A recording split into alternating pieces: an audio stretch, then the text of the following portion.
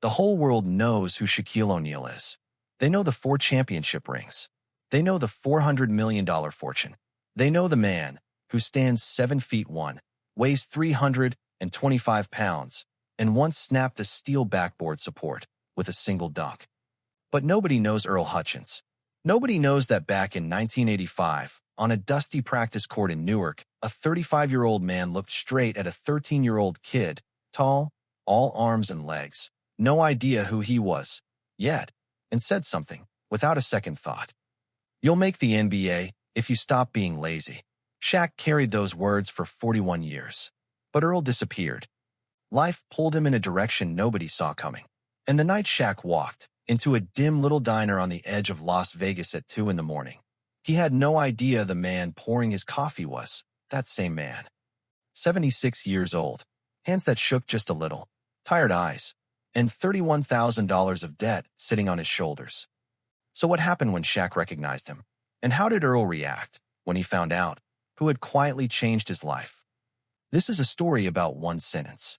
A sentence the man who said it forgot, but the man who heard it never did. That night started like any other night in Las Vegas. Neon lights flashed past the car window. Music and horns spilled out of the casinos and mixed with the heavy smell of cigarette smoke and exhaust. Shaquille O'Neal sat in the back of a black SUV, pulling off his tie and folding it into his jacket pocket. 6 hours of deals, handshakes, photos, and smiling. He hated the smiling part, not the people, the mask. Outside, Las Vegas never sleeps. But the farther you get from the Strip, the darker it gets. The signs get smaller. The streets get wider and emptier. This was the Las Vegas tourists never see: dusty roads, faded storefronts, and diners that stay open all night for truck drivers and night shift workers. The driver glanced in the rearview mirror. "Back to the hotel, Mr. Shaq?" "Stop here." A small sign by the road.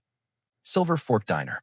Red letters, but the F had burned out halfway, so it read Silver Orc. The front window was covered in stickers for a $4.99 breakfast special.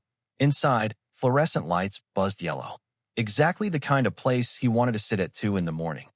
Shaq stepped out of the car. He ducked his head. 40 years of habit, no thinking required, so he wouldn't hit the roof. Plain black t-shirt, dark jeans, plain sneakers with no logo. Nobody looks twice at a guy in a black t-shirt in Las Vegas at 2 in the morning. Everyone's got their own story. He pushed open the door. A little bell rang. The smell of old grease and burnt coffee hit him right away. That smell never changes. Not in Newark, not in Orlando, not here. The smell of a place that isn't trying to impress anyone. Black and white checkered linoleum, worn smooth where people walked most. Red vinyl booths, a few spots cracked, and showing yellow foam underneath. Shaq looked around. 2 tables had customers. A middle-aged man in a security uniform eating apple pie, eyes locked on his phone. A young couple in the far corner, the girl's head resting on the guy's shoulder, both half asleep, over cold coffee. Nobody looked up when he walked in. Shaq picked the booth in the darkest corner, back against the wall, facing the door, enough room to sit, without jamming his knees into his chest. He slid in and felt the booth shift slightly under 297 pounds. He leaned back, closed his eyes for 3 seconds. There it was. That was what he needed. Nobody wanted anything from him. Nobody needed a signature, or a photo, or a smart thing to say. Just a man, a small table, and 2 in the morning. Footsteps from the kitchen. He didn't look up yet. He just listened. Slow steps, steady rhythm, no rush. Something in the pace. Careful, nothing wasted, like a man who had walked this same floor 1,000 times. The soft sound of a coffee pot touching the counter. A chair scraping slightly at the next table. Then quiet. Shaq opened his eyes. The man was standing right next to his table, coffee pot in hand, eyes down on the order pad. Not looking up. White hair, cut short and neat. Back bent just a little, not a lot, but enough to notice. Gray-blue diner uniform, a name stitched on the chest pocket, Earl. Black shoes worn down at the heel, the left one more than the right. The sign of a man who had stood, with his weight shifted to one side for years and years. Coffee. Low voice. Still not looking up. Black. No sugar. Earl poured. His hand held the pot steady, but when the coffee hit the cup, Shaq caught it, a very small shake, in the index finger and the middle finger. Not nerves. Exhaustion. The kind of shake that comes from holding a coffee pot too many hours in a row. Anything to eat. Toast. 2 eggs, over easy. Earl wrote it down, turned to go. Before he left, he wiped the edge of the table. One quick, clean swipe. No drops left behind. Then he walked back toward the kitchen, without looking back. Shaq watched him go. There was something about the way that man worked. He couldn't put a name to it right away. It was just a feeling, like hearing a familiar tune, from far away, not knowing the song yet, but knowing you've heard it before. Newark, 1985. He pushed the thought aside. 41 years was a long time. Memory couldn't be trusted on something like this. He pulled out his phone and scrolled through unread emails. 27 of them. He turned the phone face down on the table. Not tonight. Earl came back with the toast and eggs. Set them down gently. Still didn't look up. Need anything else? More coffee. And Shaq paused. Where you from? This time Earl looked up. That was the first time they actually looked at each other straight on. Earl studied him, and the look lasted just a half-second longer than normal. Not because he recognized him, but because it was the first time he'd really looked at the customer sitting in front of him. This man wasn't just big. He filled the whole booth. His head was close to the ceiling light. And those eyes, there was something in those eyes. Jersey, Earl said. Short. No question back. Shaq didn't say anything right away. Newark. Earl blinked. How'd you know that? Just a guess. Shaq looked straight at him.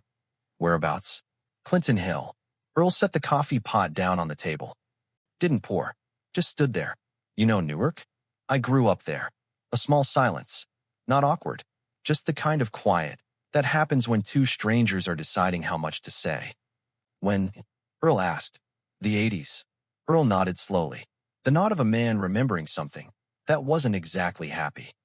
That wasn't an easy place to grow up. No, Shaq said. It wasn't. It was 2:17 in the morning at the Silver Fork Diner, and nothing special was happening. The ceiling fan turned slowly overhead, letting out a steady creak.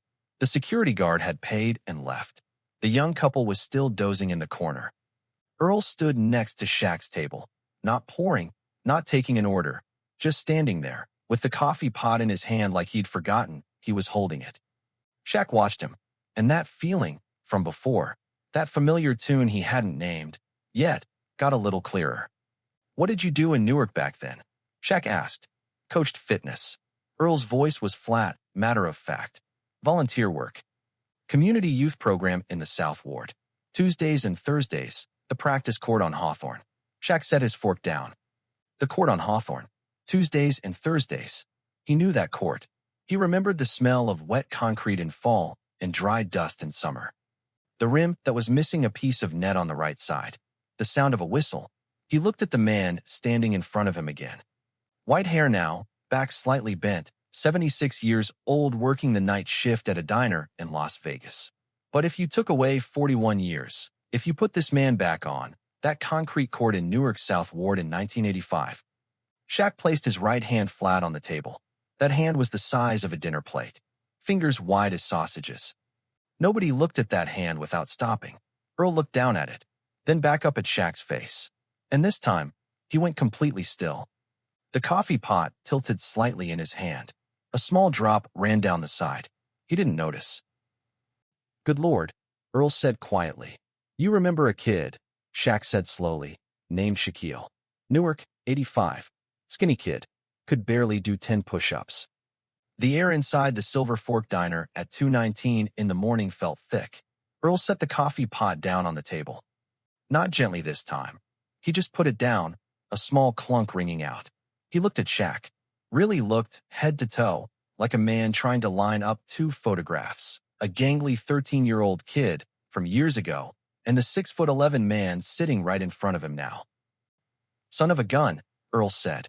His voice shook just a little. Not from exhaustion this time. That was me, Shaq said. Earl pulled out a chair. He sat down across from Shaq without asking. Something a waiter never does with a customer. He sat down like a man whose legs had suddenly decided they were done standing. 2:19 in the morning at the Silver Fork Diner. The fan still creaked. The young couple in the corner had woken up and was asking for their check. Just two men sitting across from each other, 41 years lying on the table between them like something you couldn't see but could absolutely feel. "I never thought I'd run into you like this," Earl said. "Neither did I." Earl looked down at his hands on the table. Both of them just sitting there, half the size of Shaq's, knuckles a little swollen from arthritis, nails cut short and clean. Working hands. "You doing okay?" Shaq asked. Earl looked up, something in his eyes. Not quite pain, not quite happiness. Just the look of a man who'd lived long enough to stop being surprised by anything. Except tonight was the exception. "I'm fine," Earl said. "I'm doing fine." He said it the way people say it, when they're not really fine, but don't want to get into it. Shaq didn't push. He just called for more coffee, for both of them, and slid a cup across to Earl. The diner closed at 4 a.m. Shaq stayed until the last minute. They talked the way two older men talk. Slow, easy, no pressure to say more than you want to. Earl started with Newark, the practice court on Hawthorne. The kids he coached twice a week for nothing, because there wasn't much else to do, with his evenings, after his day shift at the textile plant. "Back then I was 27, 28, Earl said. "My wife wanted me to quit. Said it was a waste of time, no money in it. I told her, these kids don't have anybody. Let me do one more season." "How many seasons did you do?" Earl smiled a little. The smile of a man remembering something he doesn't regret even, though it cost him. 6. Shaq nodded. "Then the plant closed. Moved to something else. Then something else after that." Earl looked into his coffee cup. "Then the divorce. Then a bunch of other stuff. Can't really remember the order anymore." "How long you been in Las Vegas?" 12 years. Earl paused. Thought it would be different here. He didn't explain what he meant. Shaq didn't ask about that part. But he heard the things Earl wasn't saying. Heard them in the way Earl kept looking down at his hands, in the way he refilled his coffee cup, but barely drank it. Heard them in the space between sentences, the gaps people leave when they don't want to touch the part that hurts most. Around 2:30, Earl brought it up. Not on purpose. He was talking about the rent for the month, and it just slipped out. "Anyway, the rent's the least of my problems this month." Shaq looked at him. Waited. Earl looked away. "Old debt. 31,000. From a few years back. Gambling. Stupid." He said it flat, no color in his voice, like reading off a bill. "Paying it down. 6 days a week, night shift. Figure about 7 more months, and I'm square. $31,000. Shaq sat still. He didn't say anything. Didn't raise an eyebrow. Didn't nod with sympathy. Didn't offer advice.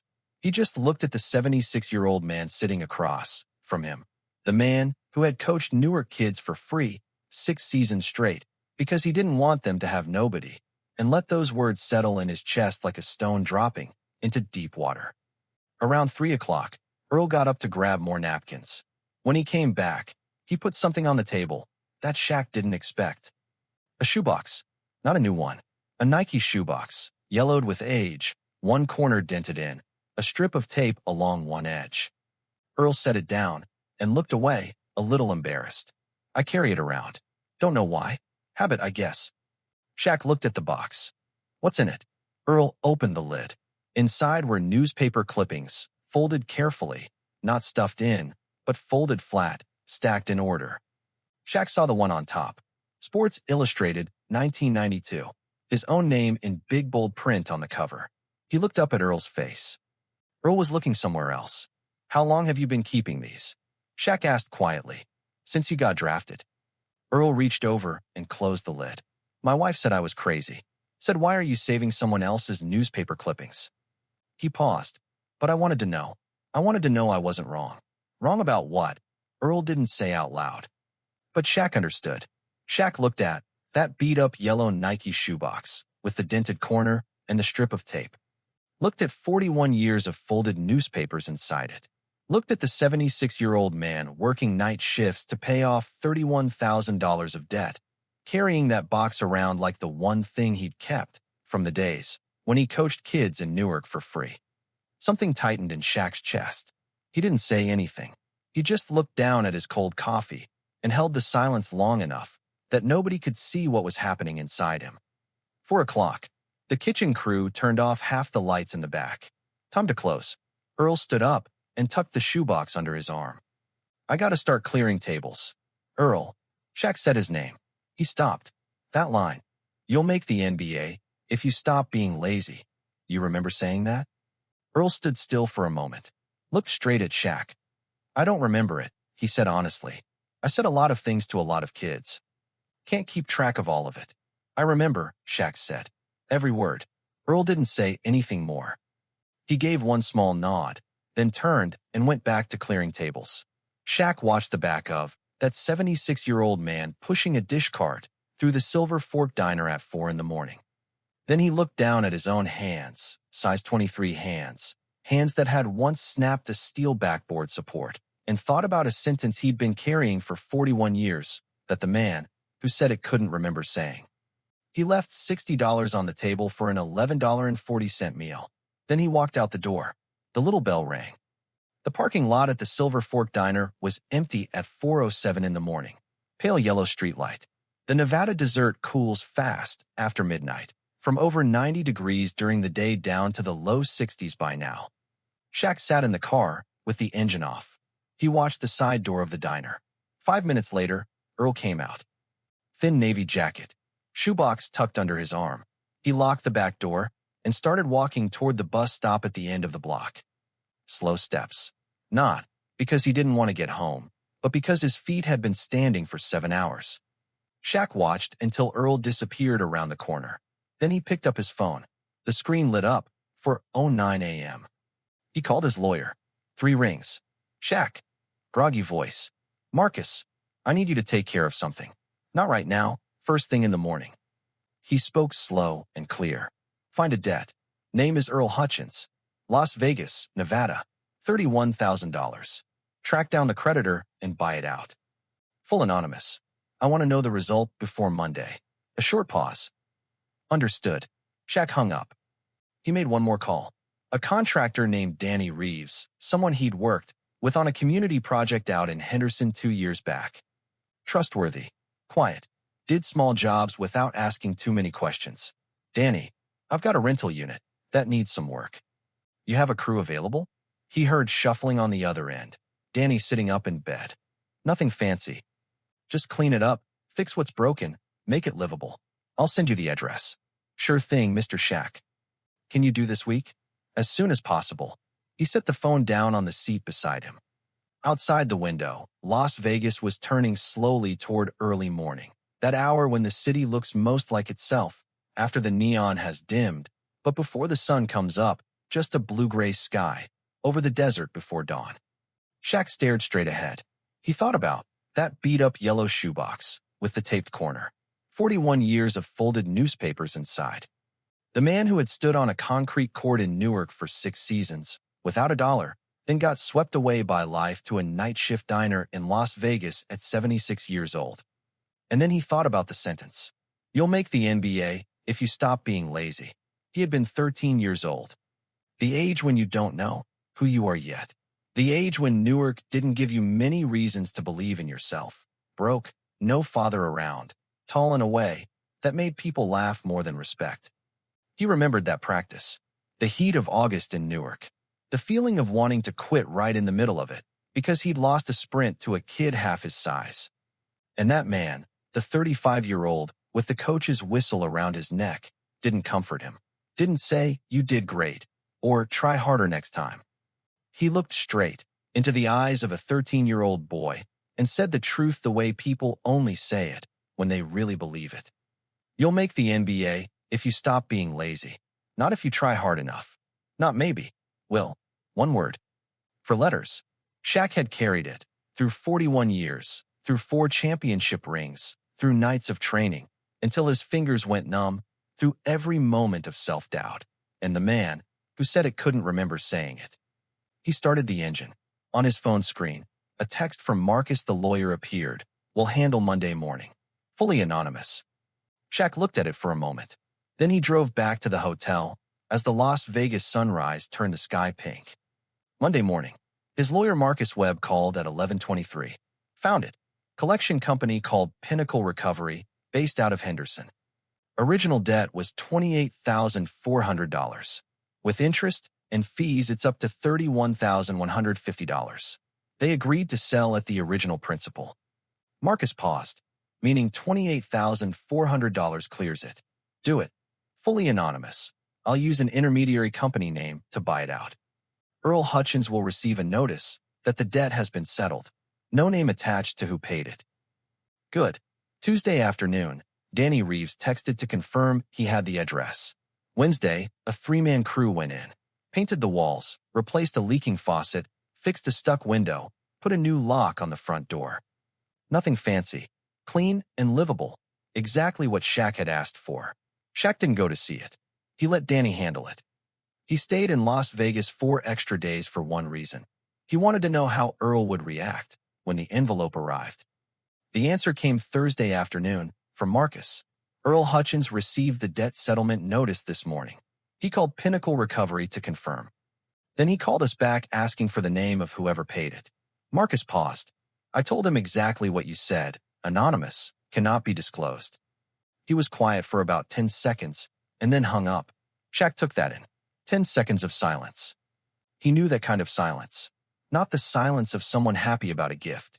The silence of a man with too much pride standing in front of something bigger than that pride and not knowing what to do with it. Friday night, Shaq drove alone back to the Silver Fork Diner. 2:03 in the morning. The little bell rang when he pushed the door open. Earl was behind the counter, wiping down the espresso machine. He looked up the second the bell rang and saw who was walking in. The two men looked at each other. Shaq ducked through the doorframe, 40 years of habit, and walked to the same booth in the far corner. Sat down. Black t-shirt, jeans, eyes straight on Earl. Earl put the rag down, came out with the coffee pot. He poured Shaq's coffee. His hand didn't shake. Then he set the coffee pot on the table and sat down across from Shaq without asking. Same as last time. They looked at each other for a moment without speaking. It was me, Shaq said. Earl didn't ask what he meant. He'd known from the second he saw who walked in tonight. I didn't need it, Earl said. Voice flat. Not angry, not grateful. Just what he believed to be true. I know. Shaq looked straight at him. But I needed to do it. Earl looked down at the table. I don't take money from other people. Never have. This isn't money from other people. Shaq said it slow and clear. This is my money. And I owe you. Earl looked up. You don't owe me anything. You told a 13-year-old kid he was going to make the NBA. Shaq paused. That week, I was ready to quit. I had already decided. I was going to go home and tell my mother I was done, no more practice. He looked straight into Earl's eyes. Then you said that. Not keep trying, or you're doing great. You said, well, like it was already settled. Like all I had to do was not ruin it. Earl said nothing. People tell kids nice things that they don't mean, Shaq continued. You told the truth, and I knew it was the truth because of the way you said it. The way people only talk when they actually believe what they're saying. 2:11 in the morning at the diner. The ceiling fan creaked. A truck rolled past outside, engine loud for a second, and then gone. Earl looked down at his hands on the table, knuckles slightly swollen, nails cut short, the hands of 76 years of work. He was quiet for a moment. I don't remember saying that, he said. Low voice. I know. You already told me. So I didn't really do anything. You saw a kid who was giving up, Shaq said, and you told him the truth when you had no reason to. No money. Nothing in it for you. Just because you saw it and you said it. He paused. To me, that was everything. This time Earl stayed quiet longer. He looked toward the window, streetlight outside, a few cars passing on the empty road, like a man searching for something to look at when he doesn't want anyone to see his face. Shaq let him have that silence. He didn't add anything, didn't push. His stepfather Philip Harrison had taught him that a long time ago, there are moments when words are the cheapest thing in the world and silence is what a person actually needs. He sat still, hands resting on either side of his coffee cup, and let 41 years sit on the table between them, without trying to move it. Finally, Earl said, still not looking back, there was a crew at my place this month. Danny Reeves. That was you too? Yes. I almost didn't let them in. I know. Shaq looked at him. But you did. Earl turned and looked at Shaq. Something in his eyes, not anger, not hurt pride. The feeling of a man who has carried everything alone for so long that he doesn't know how to set it down without feeling like he's lost. I don't want people feeling sorry for me, Earl said straight out. I don't feel sorry for you. Shaq looked right back at him, no blinking. I'm paying a debt. Those two things are completely different. Earl held his gaze for a long moment. Then he looked down at the table. Shaq placed an envelope on the table. Thin. Earl looked at it, but didn't pick it up. That's a job offer, Shaq said. Not charity. A real job, real pay. 2 days a week. Youth Sports Program Advisor, Las Vegas and Newark. I fund both programs. Earl looked at the envelope. I need someone who can look at a kid and see what he's going to be before the kid sees it himself. Shaq said, I don't know many people who can do that. You can. 2:23 in the morning. No other customers left. Just two men and an envelope on the table. Earl picked it up, opened it. Read it slowly. Shaq said nothing. He sipped his coffee, already cold, and waited. Earl finished reading, folded the paper, put it back in the envelope, looked out the window for a moment. Then he said, not looking back, you still can't do 10 push-ups, right, can you? One beat of silence. None of your business, Shaq said. Earl turned and looked at him, and for the first time all night, he smiled. Not a big smile, just a small one at the corner of his mouth, the smile of a man who has held something inside for too long and just let a little of it go. All right, Earl said. One word, nothing more. Shaq nodded. They sat there a little longer in that diner at close to 3 in the morning, drinking cold coffee, not needing to say much else. Outside, Las Vegas was pulling slowly toward morning, the sky going from black-blue to gray, the first stars starting to fade. When Shaq finally stood up to leave, he ducked through the doorframe, 40 years of habit, and stopped for a second in the doorway. He looked back at Earl standing behind the counter. Earl, yeah, thank you for that August practice in 1985. Earl looked at him, didn't answer right away. I don't remember that day. I remember enough for both of us. The little bell rang. Shaq walked out. 3 weeks later, the practice court at Boulder Ridge Community Center on the edge of Las Vegas. 4:30 in the afternoon. The desert sun was still strong, laying long shadows across the concrete. 12 kids, different ages and sizes, were warming up along the sideline. Sneakers squeaking, basketballs bouncing here and there. Earl Hutchins stood in the middle of the court. He wasn't bent over now. Standing straight, coach's whistle around his neck, eyes moving from kid to kid the way a man looks when he's done this before, a long time ago, and never forgot how. In the corner of the court, under the shade of the overhang, Shaquille O'Neal stood, with his back against the wall. Black t-shirt, jeans, arms crossed. Not one of the kids was looking his way, they were all looking at Earl. One kid stood out, tall and lanky, maybe 13 years old, holding the ball the wrong way. Earl spotted it right away. Hey. Earl's voice carried clear across the court. You, what's your name? The kid looked up. Marcus. Marcus. Earl walked over. He looked straight into the kid's eyes, not down, not past him, straight at him, the way a person looks when they're actually seeing who's standing in front of them. You know what your problem is? Marcus shook his head. You're lazy, and you're wasting what you've got. The kid looked at him, didn't argue, didn't look away, just looked, the way people look when they hear the truth for the first time and don't know what to do with it yet. I watched you run a minute ago, Earl said. You're faster than every kid out here, but you're not pushing. You know you're fast, so you figure you don't have to. He paused. That's how people destroy themselves. Marcus was quiet. Come here, Earl said. I'll show you how to hold the ball right. In the corner under the overhang, Shaq didn't move.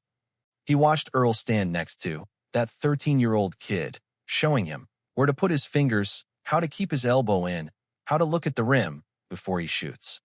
Earl's voice was calm, no pressure, no flattery, just the truth said straight, the way a person talks when they really want the kid in front of them to get it right.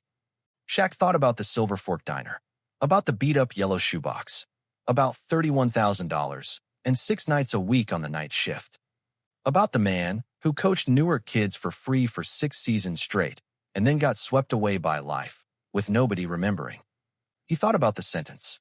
One sentence, nothing special if you looked at it from the outside, but for a 13-year-old boy standing at the edge of giving up, That sentence was everything. Some people change someone else's life without ever knowing they did it. Earl was that kind of person.